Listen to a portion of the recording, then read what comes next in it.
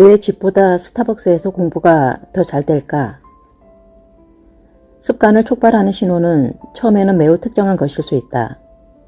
하지만 시간이 지나면 우리의 습관은 한 가지 촉매에 따른 것이 아니라 행동을 둘러싼 전체 맥락과 연결되기 시작한다.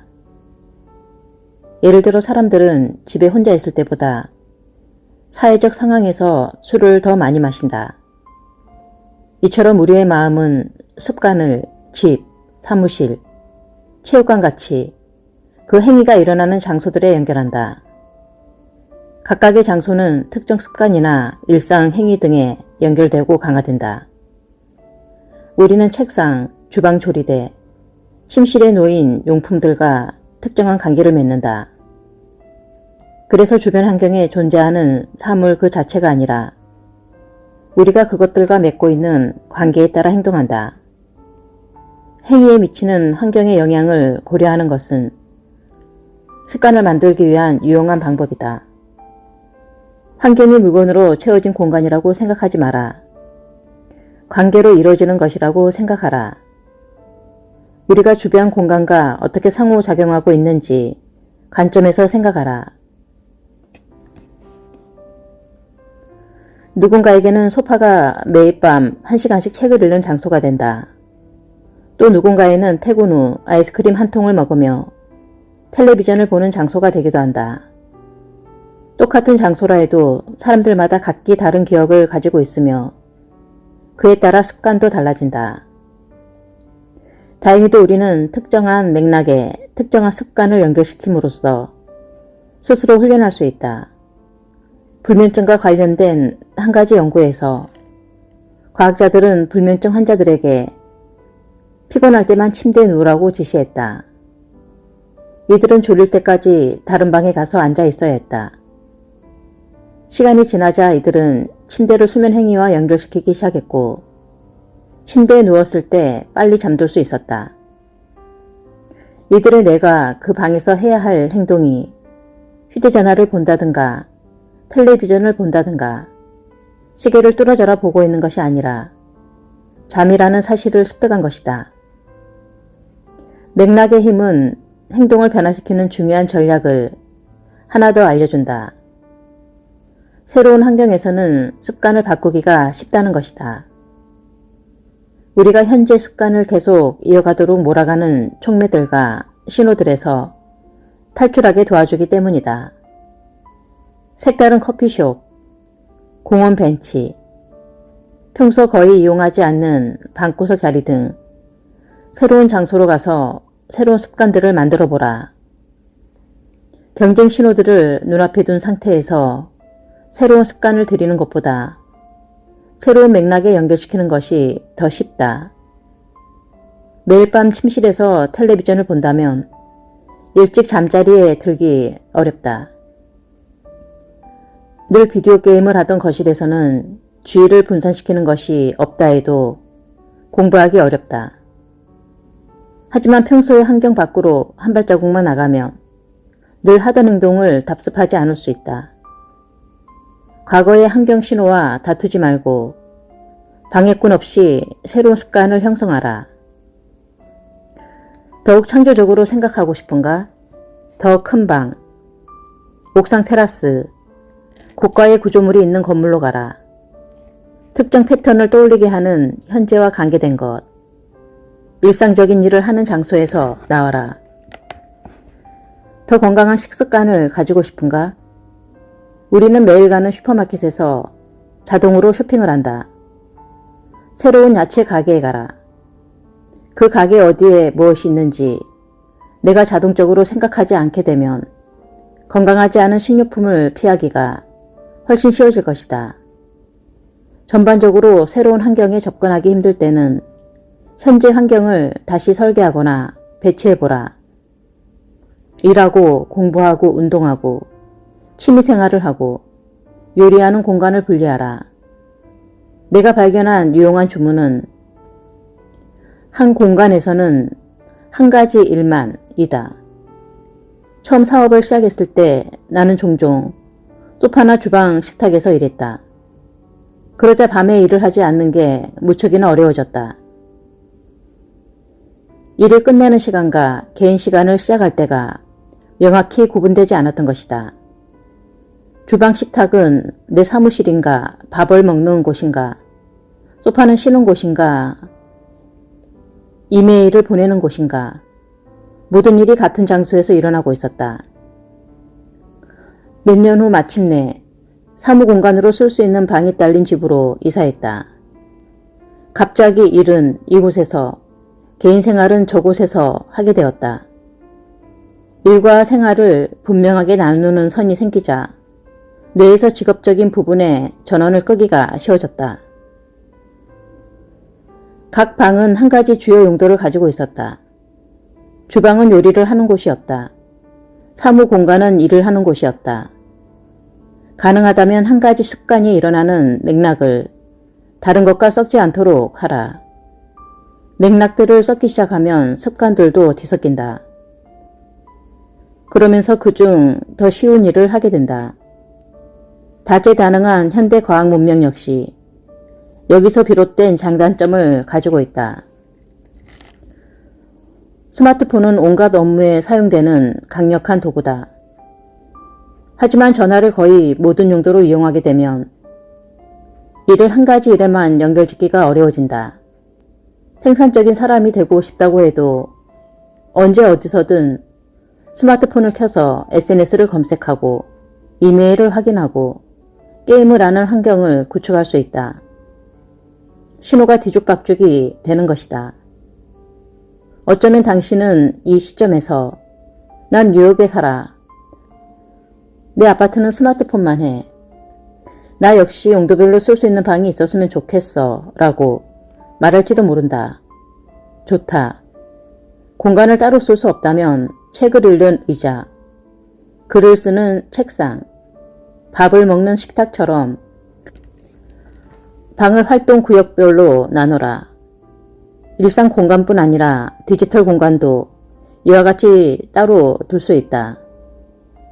아는 작가 중에 컴퓨터로는 글만 쓰고 태블릿으로는 책만 읽고 스마트폰으로는 SNS와 문자 메시지만 이용하는 이가 있다. 모든 습관이 자기 구역을 가지고 있는 것이다. 이 전략을 고수할 수 있다면 각 맥락이 특정한 습관이나 생각 모드와 연결되기 시작할 것이다. 습관은 이렇게 예측 가능한 환경에서 자라난다. 일하는 책상에 앉으면 자동적으로 그 일에 집중할 것이다. 그 목적에 맞춰 설계된 공간에 있으면 휴식 역시 더 쉽게 이룰 수 있다. 침실에서만 잠을 자기로 하면 빨리 잠들 수 있다. 안정적이고 예측 가능한 행동을 바란다면 안정적이고 예측 가능한 환경이 필요하다. 모든 것이 자기 자리를 지키고 그 목적에 부합하는 안정적인 환경에서는 습관이 쉽게 형성된다. 왜 어떤 습관은 더 하고 싶을까? 1940년대에 네덜란드 과학자로 훗날 노벨상을 수상하는 니코 팀버게는 제갈매기 추적 조사를 통해 동기부여 요인에 대한 실험을 진행했다.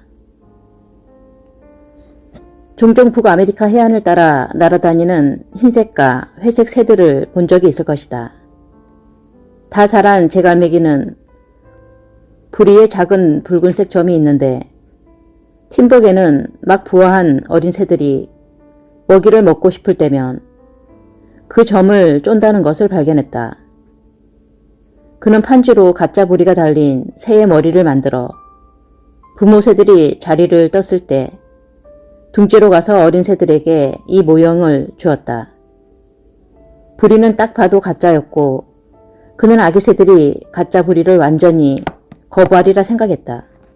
하지만 아기 새들은 판지 부리에 찍힌 붉은 점을 보고는 그것이 엄마의 부리라도 되는 양 마구 쪼아댔다.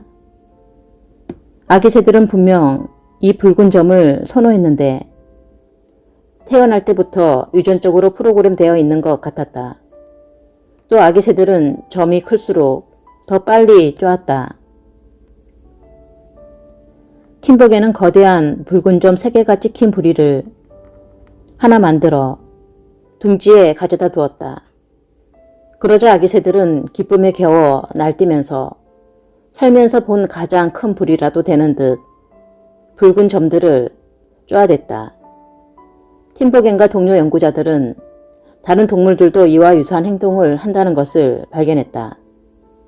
예를 들어 회색 기러기는 땅에 둥지를 짓는데 종종 엄마 기러기가 둥지를 떠났을 때 알 하나가 둥지 바깥에 굴러 나오기도 했다.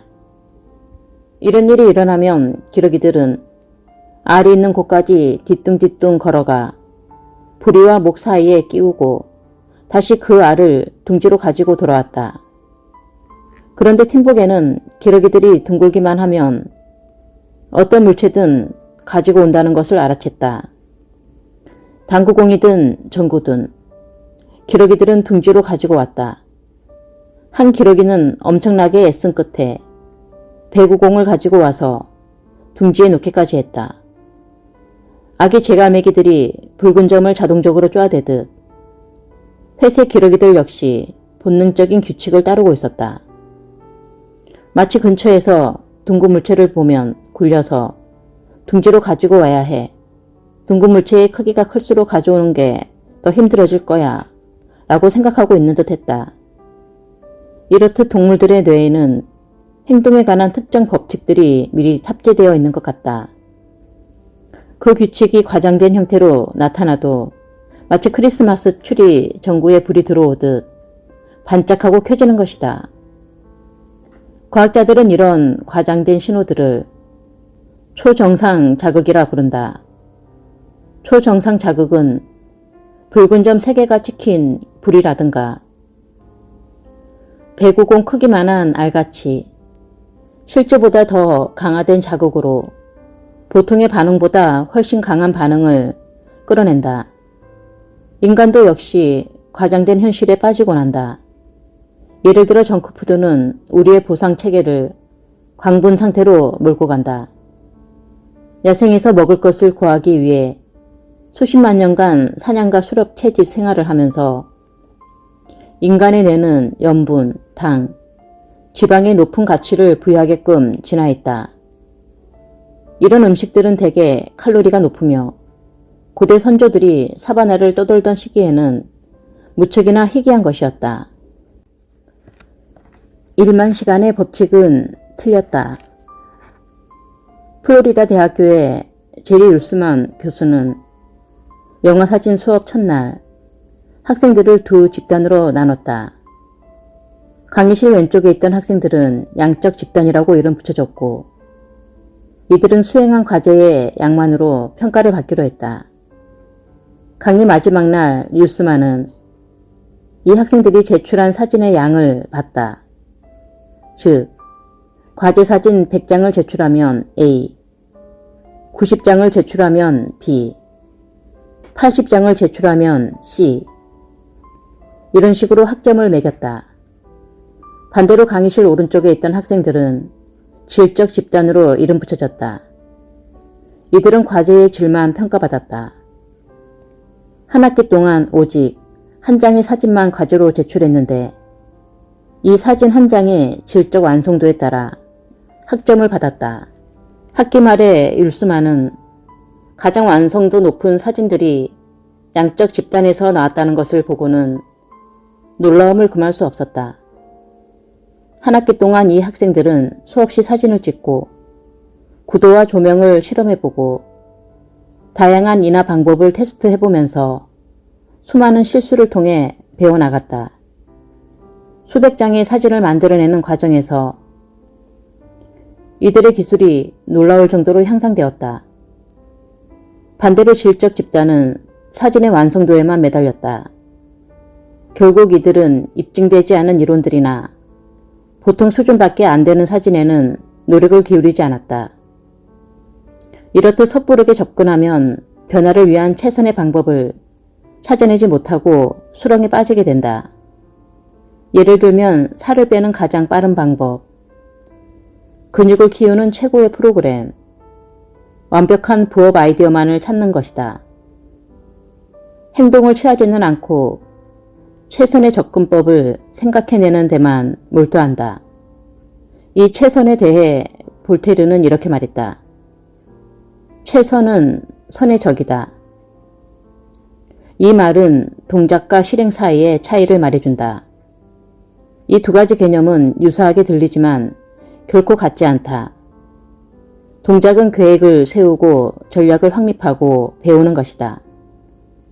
좋은 일이지만 결과를 만들어내지는 않는다. 반대로 실행은 행위로서 결과를 도출한다.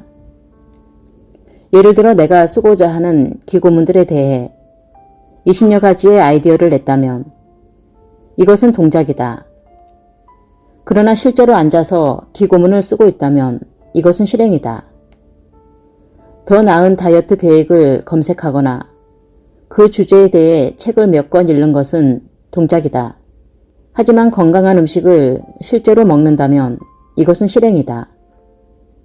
동작은 유용하지만 결코 그 자체로 결과를 만들어내지는 않는다. 개인 트레이너에게 몇 번 문의를 하느냐는 중요하지 않다. 동작은 몸매를 만들어주지 않는다. 오직 운동을 하는 실행만이 결과를 얻을 수 있다.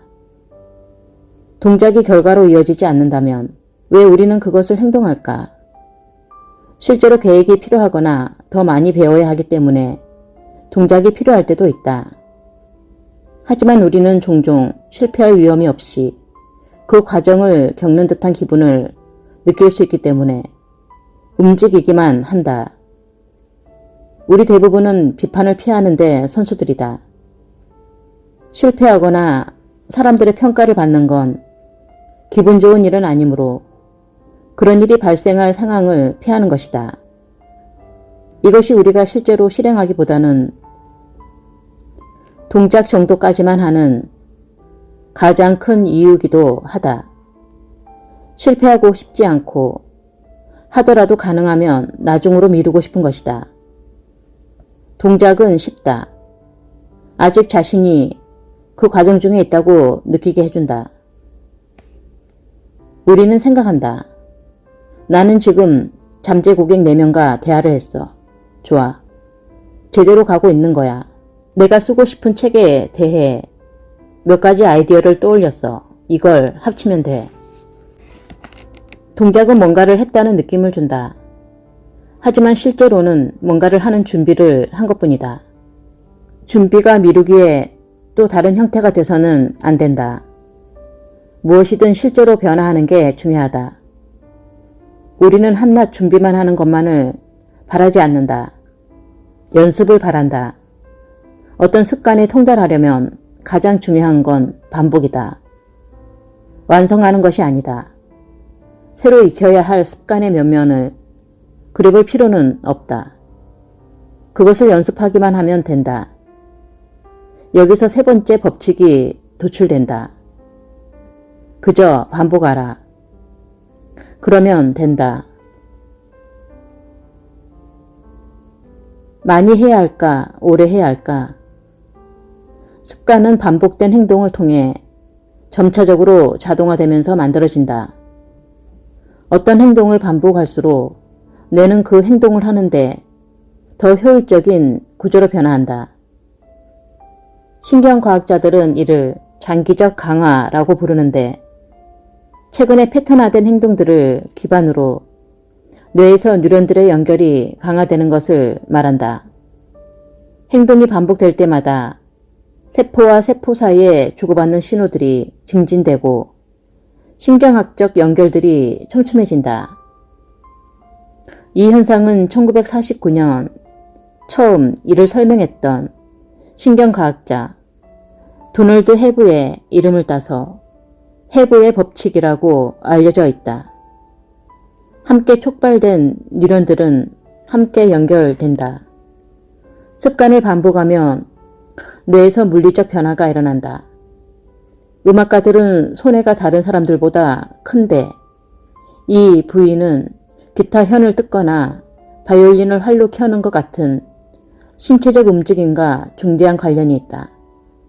수학자들은 하도 정서엽 내에 회백질이 큰데 이 부위는 계산하는 데 중요한 역할을 한다. 이것의 크기는 그 분야에 많은 시간을 들이는 것과 직접적인 연관이 있다. 나이가 많고 경험이 많은 수학자일수록 회백질 크기가 큰 것으로 나타났다. 런던 택시 운전사들의 뇌를 분석한 연구에서 과학자들은 다른 사람들에 비해 이들의 해마가 상당히 크다는 것을 발견했다. 이 부위는 공간 지각 능력과 관계가 있다. 더욱 흥미로운 점은 은퇴한 뒤에는 다시 해마 크기가 감소했다는 점이다. 우리 몸의 근육이 웨이트 트레이닝에 반응하듯이 뇌의 특정 부위도 사용 여부에 따라 조정되며 사용하지 않으면 위축된다. 물론 습관을 세우는 데 있어 반복의 중요성은 신경과학자들이 이 사실을 알아내기 훨씬 전부터 알려져 있었다. 1860년 영국의 철학자 조지 루이스는 이렇게 썼다. 새로운 언어를 말하는 것, 악기를 연주하는 것, 익숙하지 않은 움직임을 배울 때 가장 어려운 것은 느낌이다. 각 감각들이 전달되는 경로들이 확립되지 않았기 때문이다. 자주 반복함으로써 길을 만들면 어려움은 사라진다. 그 행동들은 다른 곳에 마음이 쏠려 있어도 자동으로 수행할 수 있게 된다. 상식과 과학적 증거, 둘 다 같은 말을 하고 있다. 반복은 변화의 한 형태라는 것이다. 어떤 행동을 반복하는 순간마다 우리는 그 습관과 연관된 특정한 신경학적 회로를 활성화한다. 즉, 단순한 반복이라 할지라도 새로운 습관을 체화하는 가장 중요한 단계라는 말이다. 엄청난 양의 사진을 찍은 학생들은 기술이 늘고 완벽한 사진을 만들어내는 데만 몰두한 학생들은 기술이 늘지 못한 이유도 이 때문이다. 한쪽은 실제로 연습을 했고 다른 쪽은 수동적으로 배우기만 했다. 한쪽은 실행했고 한쪽은 동작만 있었다. 모든 습관은 노력이 필요한 연습에서 자동적인 행위로 넘어가는 유사한 궤적을 그리는데 이 과정을 자동화라고 한다. 자동화는 각 단계를 떠올리지 않고도 행동을 수행하는 능력으로 행동이 무의식에 새겨질 때 일어난다. 습관은 시간이 아니라 횟수에 기반해 형성되는 것이다. 사람들은 내게 가끔 이런 질문을 한다. 새로운 습관을 만드는데 시간이 얼마나 걸리나요? 하지만 진짜로 물어야 할 질문은 이것이다. 새로운 습관을 만들려면 몇 번이나 그 행동을 해야 할까요? 즉, 습관이 자동화되려면 얼마나 오래 하느냐가 아니라 얼마나 자주 반복하느냐가 중요하다.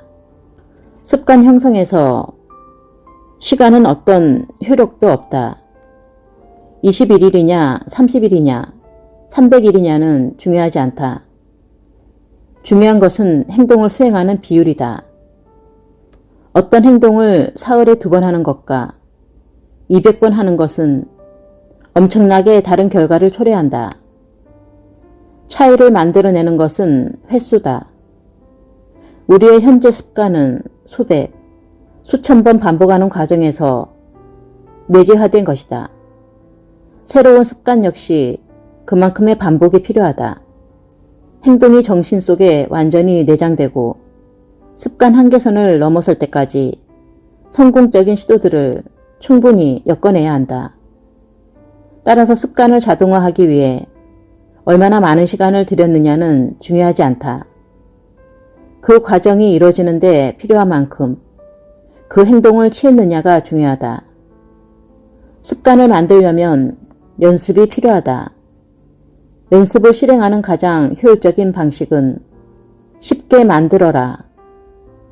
이제부터는 이 법칙을 정확히 어떻게 적용하는지 살펴보자. 세 번째 행동 변화 법칙은 쉽게 만들어라다. 가장 효율적인 학습 형태는 실행이다. 계획 세우기가 아니다. 실행하는 데 초점을 맞춰라. 움직임에 맞추지 마라. 습관은 반복된 행동을 통해 점차적으로 자동화되면서 만들어진다. 습관을 형성하는 데 들인 시간보다 그 습관을 실행한 횟수가 더 중요하다. 인류학자이자 생물학자인 제레드 다이아몬드는 총균 세에서 단순한 사실을 지적했다. 대륙의 형태는 각각 다르다. 이 말은 너무나 당연해서 별로 중요하지 않아 보이지만 인간 행동에 아주 깊은 영향을 미친다. 아메리카 대륙의 주요 축은 북쪽에서 남쪽으로 이어진다. 즉, 북아메리카와 남아메리카로 길고 가느다랗게 대륙 모양이 형성되어 있다. 넓고 평평한 모양이 아니다. 대륙의 모양이 동서로 뻗어 있다. 다이아몬드에 따르면 이런 대륙 모양의 차이가 수세기에 걸쳐 농업이 전파하는 데 중요한 역할을 했다. 농업이 전 세계로 퍼져나가기 시작할 때 농부들은 북에서 남보다 동에서 서로 진출하기가 더욱 쉬웠다. 이는 위도가 같은 위치인 경우 기후가 유사하기 때문이다. 이 때문에 유럽과 아시아 대륙의 농부들은 프랑스에서 중국까지 몇몇 곡물을 재배할 수 있다. 반대로 북쪽에서 남쪽으로 이동하면 기후가 엄청나게 다양해진다. 캐나다와 플로리다 기후가 얼마나 다른지 생각만 해도 알 것이다. 제 아무리 세계에서 가장 재능 있는 농부라고 해도 캐나다에서 겨울에 플로리다 산 오렌지를 재배할 수는 없을 것이다. 눈은 흙을 대체하기 힘들다.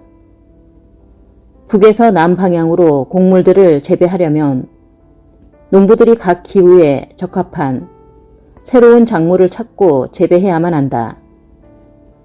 결과적으로 농업 전파 속도는 아메리카 대륙보다 아시아와 유럽 대륙이 두세 배 더 빨랐다. 수세기 동안 이 차이는 무척이나 큰 영향을 끼쳤다. 식량 생산 증가는 더 빠른 인구 성장을 이끌었다. 인구가 많아지자 더 강한 집단들이 만들어지고 새로운 기술 개발을 위한 도구들을 더 잘 갖추게 됐다. 곡식이 인근 지역으로 전파되면서 인구 증가 속도는 다른 대륙보다 좀 더 빨랐다. 이는 작은 변화였지만 시간이 지나면서 점점 더 상당한 차이를 초래했다. 농업 전파는 세계적인 규모로 세 번째 행동 변화 법칙을 보여준다. 우리는 흔히 동기가 행동 변화의 주요 요소라고 알고 있다. 정말로 그것을 원하면 실제로 하게 된다는 것이다. 하지만 진실은 다르다. 우리가 가지고 있는 진짜 동기는 게으르게 지내는 것, 편리한 일을 하는 것이다. 가만히 생각해보면 이는 어리석은 게 아니라 영리한 전략이다. 에너지는 귀중한 것이다. 뇌는 가급적 에너지를 아끼는 방향으로 움직인다. 최소 노력의 법칙을 따르는 것은 인간 본성이다. 두 가지 유사한 선택지 사이에서 결정해야 할 때 사람들은 자연스럽게 수고가 적게 드는 선택지로 기울게 된다. 예를 들어 농경지를 확장하려고 한다면 기후가 다른 북쪽으로 향하기보다는 동일한 작물을 기를 수 있는 동쪽으로 향할 것이다. 우리는 취할 수 있는 행동들 중에서 최소의 노력으로 가장 큰 가치를 만들어내는 행동을 한다. 쉽게 말해 우리는 쉬운 일을 하는 쪽으로 동기가 부여된다.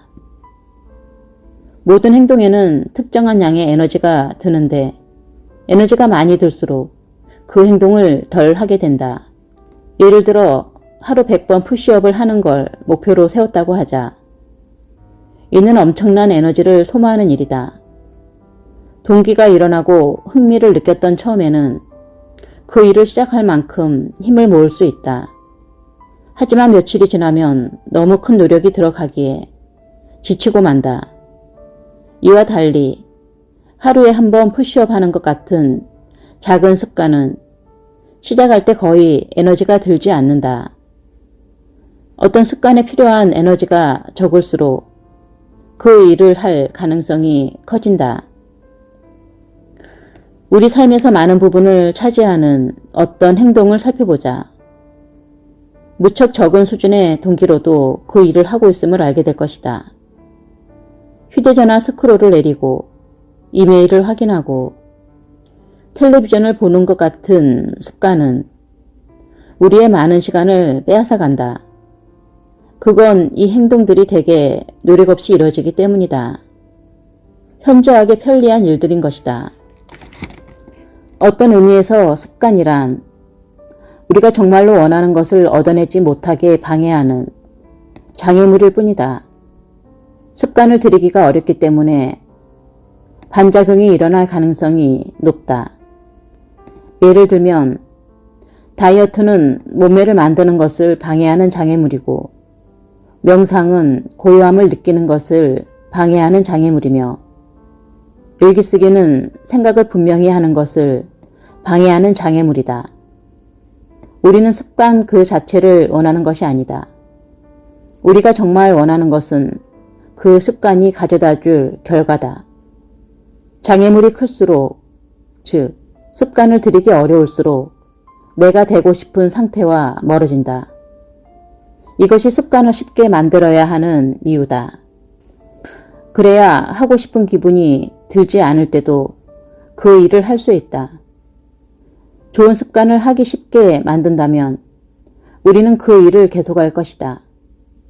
하지만 이와 정반대 같아 보이는 순간들은 대체 어떻게 된 걸까? 그러니까 우리 모두가 무척 게으르다면 아이를 기르고 사업을 시작하고 에베레스트 산을 등반하는 사람들은 어떻게 설명할 것인가? 분명 우리는 무척이나 힘든 일을 할 능력이 있다. 문제는 어떤 날은 그 일을 하는 게 힘들다고 느끼고 어떤 날은 손쉽게 하고 싶은 기분을 느낀다는 것이다. 힘든 날에는 가능한 한 좋아하는 일들을 많이 해서 도전적인 삶을 자연스럽게 극복하는 것이 중요하다. 직면하는 저항이 적을수록 더 강한 자신이 나오기 쉽다. 쉽게 만들어라의 진짜 의미는 그저 쉬운 일을 하라는 것이 아니다. 장기간에 걸쳐 대가를 치르며 일하는 순간에 가능하면 그 일을 쉽게 하라는 말이다. 지금 정원에서 중간 부분이 구부러진 호스를 들고 있다고 생각해보라. 호스에서 물이 나오기는 하지만 충분히 나오지는 않는다. 호스로 나오는 물의 양을 늘리고 싶다면 두 가지 선택지가 있다. 첫 번째는 밸브를 더 세게 눌러서 물이 좀 더 세게 나오도록 하는 것이다. 두 번째는 호스의 구부러진 부분을 펴서 물이 자연스럽게 잘 나오게 만드는 것이다. 행동으로 옮기기 어려운 습관을 꾸준히 하기 위해 동기를 끌어올리려는 시도는 밸브를 세게 돌려서 구부러진 호스로 물이 나오게 하는 일과 같다.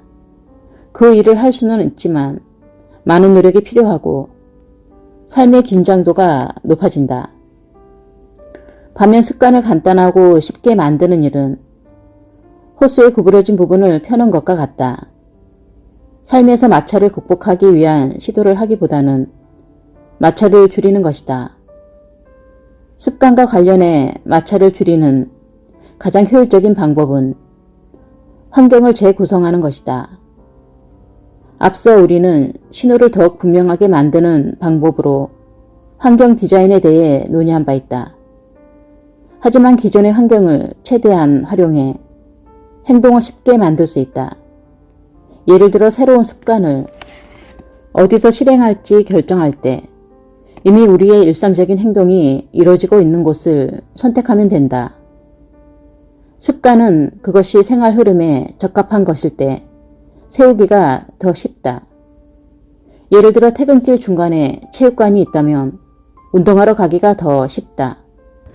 이는 체육관 앞에 멈춰서는 일이 생활 패턴과 크게 마찰을 일으키지 않기 때문이다. 만일 체육관이 퇴근길에서 멀리 떨어진 곳에 있다면, 심지어 몇 블록 떨어져 있다면 그곳에 일부러 가야 한다. 집이나 직장에서 효율적으로 생활하는 것도 마찰을 줄이는 일이다. 종종 우리는 무척 마찰이 큰 환경에서 어떤 습관을 시작하곤 한다. 친구와 저녁을 먹으러 나가면서 혹독한 다이어트를 하려고 한다. 집안일이 쌓여있는 환경에서 책을 쓰려고 한다. 스마트폰에 온 정신을 팔고 있으면서 일에 집중하려고 한다. 이런 방식으로는 안 된다. 우리는 우리를 유혹하는 장애물들을 제거해야 한다. 1970년대 일본의 전자제품 제조업체는 바로 이런 방식으로 생산성을 높였다. 뉴요커에 실린 칼럼 늘 더 낫게 하라에서 제임스 서로유키는 이렇게 썼다. 일본 회사들은 린 생산법이라고 알려진 방식을 강조했다. 이 방식은 생산 과정에서 일어나는 온갖 종류의 낭비를 끈질기게 제거하면서 작업 환경을 재구축하기도 했다. 그리하여 작업자들은 몸을 돌려 작업 도구에 가 닿는데 낭비되는 시간이 없다. 그 결과 일본 공장들은 훨씬 효율적으로 바뀌었고 일본 제품들은 미국 제품보다 더 품질이 좋았다. 1974년에 미국의 컬러 텔레비전은 일본의 텔레비전보다 수리 요청 전화를 5배나 더 많이 받았다. 1979년까지 미국 노동자들은 자신이 담당하는 부품을 조립하는데 3배나 더 시간이 걸렸다. 나는 이 전략을 삭감에 따른 부가라고 부른다. 일본 기업들은 제조 과정에서 모든 마찰 요소들을 찾아내고 제거했다. 낭비되는 노력을 삭제함으로써 고객과 수익을 늘리는 것이다. 이와 유사하게 우리의 시간과 에너지를 차츰차츰 빼앗아가는 마찰 요소들을 제거하면서 더 적은 노력으로 더 많은 성과를 얻을 수 있다. 정리를 하면 기분이 좋아지는 이유도 여기에 있다. 앞으로 나아감과 동시에 환경이 우리에게 부과하는 인지 부하가 가벼워지기 때문이다. 우리가 잘 알고 있는 최고의 서비스나 물건은 삶에서 발생하는 마찰, 즉 수고를 줄여주는 것들이다. 음식 배달 서비스는 식료품 쇼핑이라는 수고를 줄여준다. 데이트 앱은 복잡한 소개 과정을 줄여준다. 차량 공유 서비스는 시내를 가로지르는 수고를 줄여준다. 문자 메시지는 메일을 보내는 수고를 줄여준다. 일본 텔레비전 제조업체는 작업 환경을 재구축해서 낭비되는 움직임을 줄였고 이로써 생산 과정을 자동화하고 많은 단계들을 단순화하거나 제거했다. 제품의 형태가 단순화되었고 계정을 만드는 데 요구되는 클릭 수가 점차적으로 줄어들었다. 물건에 표시된 지시사항을 이해하기 쉽게 만들거나 소비자들이 선택해야 하는 질문들을 최소화했다. 구글 홈, 아마존 에코, 애플 홈포드 같은 음성인식 스피커가 처음 출시되었을 때 나는 이것을 구매한 친구에게 어떤 점이 좋은지 물었다. 친구는 전화기를 꺼내 음악 앱을 켜고 플레이리스트를 고르지 않고도 그냥 컨트리 음악 좀 틀어줘 라고 말하기만 하면 된다고 말했다. 단 몇 년 만에 음반 가게에 가서 CD를 사지 않고도 언제 어디서나 음악을 무제한으로 들을 수 있게 되었다. 행동을 방해하는 마찰이 현저하게 없어진 것이다. 비즈니스는 더 쉽게 같은 결과를 낼 수 있는 방법에 대한 끝없는 탐구 과정이라 할 수 있다. 정부에서도 이와 유사한 전략들을 효율적으로 사용한다. 영국 정부는 세금 징수율을 높이기 위해 세금 서식을 우편으로 보내는 대신 웹페이지에서 다운받을 링크를 직접 걸어주는 것으로 전환됐다. 단계 하나를 줄이자 응답률은 19.2%에서 23.4%로 증가했다. 영국과 같은 국가 단위에서 이 정도 비율은 수백만 달러의 세금 수익을 의미한다. 이 개념은 적절한 일을 가급적 쉽게 하는 환경을 만든다는 것이 핵심이다. 좋은 습관과 관련된 마찰을 줄이고 나쁜 습관과 관련된 마찰을 증가시킨다면 더 나은 습관이 보다 쉽게 만들어질 수 있다. 노력은 최소로, 성과는 최대로. 오즈월드 너콜스는 미시시피주 나체지에 살고 있는 IT 개발자다. 그의 방 청소 습관은 방을 리셋한다는 전략에 따른다. 예를 들어 텔레비전을 다 보고 나면 그는 텔레비전 스탠드 뒤쪽에 리모컨을 두고 소파에 놓인 쿠션들을 정리하고 담요를 개켜둔다. 차에서 일어날 때는 쓰레기를 밖으로 가져와 버린다. 샤워를 할 때면 샤워물이 덮여지는 동안 목욕탕을 구석구석 닦는다.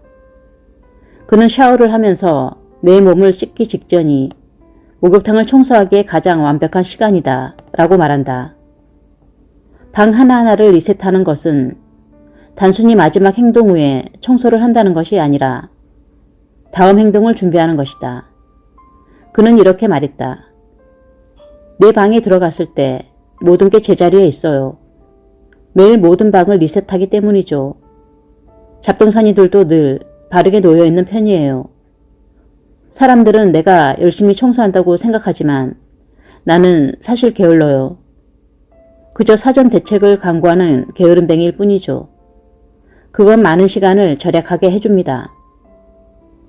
의도한 목적을 위해 공간을 조직하는 것은 다음 행동을 더 하기 쉽도록 준비하는 것이다. 예를 들어 내 아내는 연하장 카드를 한 박스 가지고 있는데 틈날 때마다 그것을 생일, 조문, 결혼, 졸업 등으로 분류한다. 그리고 필요할 때면 언제든 적절한 카드를 꺼내 보낸다. 아내는 보낸 카드들을 기가 막힐 정도로 잘 기억하는데 이는 카드를 보낼 때 발생하는 마찰을 줄였기 때문이다. 수년 동안 나는 정반대로 행동했다. 누군가 아이를 출산하거나 하면 카드를 보내야지 라고 생각한다. 하지만 몇 주가 지나고 가게에 가서 축하 카드를 집어들 때면 이미 늦었다. 이 습관은 쉽지 않다. 환경을 조성하는 방법들은 많다. 그럼으로써 즉시 그 일을 할 수 있는 준비를 하는 방법 말이다. 만일 건강한 아침 식사를 만들고 싶다면 전날 밤에 가스레인지에 냄비를 올리고 조리대에는 요리용 스프레이를 준비해두고 필요한 조리 도구와 그릇들을 배치해 놓는다. 그러면 아침에 일어났을 때 아침 식사를 만들기가 쉬워진다. 그림을 더 많이 그리고 싶은가? 연필, 볼펜, 노트, 그림 도구들을 책상 위, 손이 닿기 쉬운 곳에 두어라. 운동을 하고 싶은가? 운동복, 신발, 운동 가방, 물병을 미리 준비해 두어라. 다이어트에 속도를 내고 싶은가? 주말에 과일과 채소를 잘라서 용기에 소분해 두면 주중에 쉽게 과일과 채소를 먹을 수 있다. 이는 좋은 습관을 채소의 마찰로 만들 수 있는 간단한 방법들이다. 이 법칙을 반대로 뒤집어서 나쁜 습관을 하기 어렵게 만드는 환경을 조성할 수도 있다. 예를 들어 텔레비전을 너무 많이 보는 것 같다면 텔레비전을 보고 난 후 매번 코드를 뽑아둔다. 그리고 보고 싶은 프로그램이 확실히 있을 때만 코드를 꽂는 것이다. 이 설정은 텔레비전을 볼 특별한 이유가 없을 때 틀지 않게 해줄 마찰을 만들어낸다. 이것으로도 안 된다면 한 단계 더 나아가자. 텔레비전을 본 뒤 매번 텔레비전 코드를 뽑고 리모컨에서 배터리를 빼 서랍장 안에 넣어둔다. 그러면 텔레비전을 다시 보려고 할 때 추가로 10초가 더 든다. 그래도 안 될 만큼 고집이 세다면 텔레비전을 보고 나서 매번 거실 밖 벽장 안에 넣어둬라. 그러면 정말로 보고 싶을 때만 텔레비전을 꺼내게 될 것이다. 마찰이 클수록 습관은 줄어든다. 나는 가능하면 점심 먹을 때까지는 휴대전화를 다른 방에 가져다 둔다. 곁에 두면 아침 내내 아무 이유 없이 휴대전화만 들여다보기 때문이다. 하지만 다른 방에 두면 그것에 대해 거의 생각하지 않게 된다. 이유 없이 휴대전화를 가지러 가지 않을 만큼 마찰이 큰 것이다. 결과적으로 나는 매일 아침 방해받지 않고 일을 할 수 있는 서너 시간을 얻고 있다. 다른 방에 휴대전화를 두는 것으로 충분하지 않다면 몇 시간 동안 맡아달라고 친구나 가족에게 부탁하라. 동료에게 오전 동안 휴대전화를 맡겼다가 점심시간에 돌려받아라. 실제로 해보면 원하지 않는 행동을 막아주는 마찰이 생각보다 얼마나 적은지 놀라울 정도다. 맥주를 눈에 띄지 않는 곳, 냉장고 뒤쪽에 감춰두면 덜 마시게 된다. 휴대전화에서 SNS 앱을 지워버리면 다시 다운로드해서 접속하기 전까지 일주일 정도는 자유롭게 쓸 수 있다. 물론 심각한 중독은 이런 속임수들로 억제할 수 없지만 우리 대부분은 아주 조금의 마찰로도 좋은 습관을 유지하거나 나쁜 습관으로 무심코 흘러갈 수 있다. 좋은 행동들은 더 하기 쉽게, 나쁜 행동들은 하기 어렵게 만드는 환경을 마련해 이런 변화들이 계속 생겨나고 그것들이 누적된 결과를 떠올려보자. 한 개인으로, 부모로, 코치로, 관리자로서 우리는 스스로 이런 질문을 해봐야 한다. 제대로 된 일을 더 쉽게 할 수 있는 세상을 어렵게 만들 수 있을까? 가장 중요한 일들을 쉽게 할 수 있도록 당신의 삶을 다시 디자인하라.